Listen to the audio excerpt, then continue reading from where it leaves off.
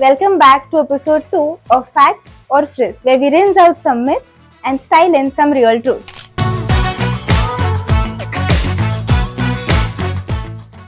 And today's episode is all about hair care and cleansing. How often should we shampoo? Is oil really the magic cure? Let's find out what's fact and what's just frizz. The first statement: shampooing daily causes hair fall. Now, almost every client says this, that if I start washing my hair daily, it will start falling. But let's look at the truth. Hair fall from washing is not caused by shampoo.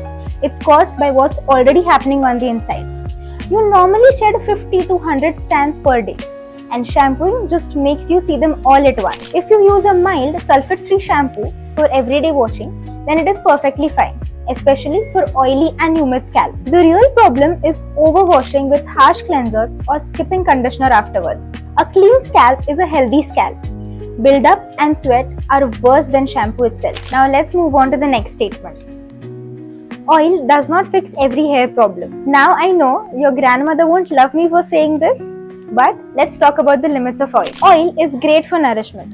Coconut and argan oil can penetrate the hair shaft and reduce protein loss. But that's not the solution for every issue. Dandruff, scalp fungus, hormonal hair fall won't reduce just by oiling. In fact, over-oiling without proper washing can clog pores and make scalp conditions worse. So oiling once or twice a week for shine and hydration, perfect. But expecting it to cure everything?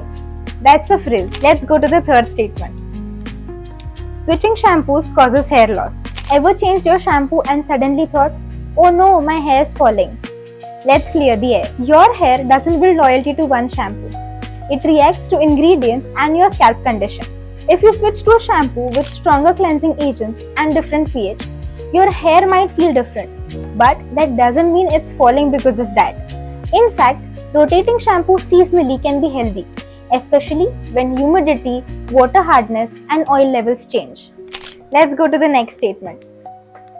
The harder you scrub, the cleaner your scalp. Now this one always makes me cringe, because your scalp is not a kitchen sink.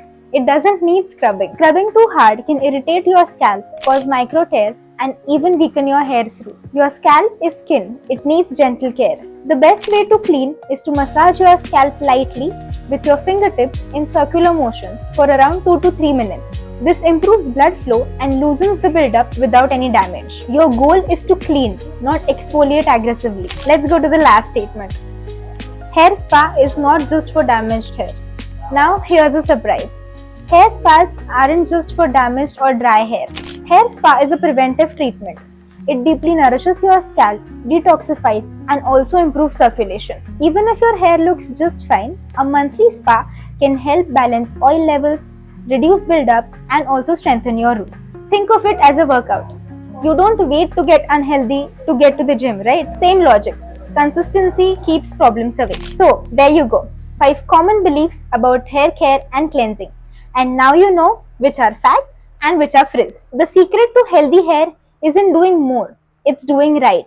Clean, balanced, and consistent care is what your scalp needs. I'm Ria from Ingrid, and this was episode 2 of Facts or Frizz, Care and Cleanse. Stay tuned for our next episode where we dive into the truth behind coloring, treatments, and those saloon miracles. Do like and subscribe for more such videos. See you soon.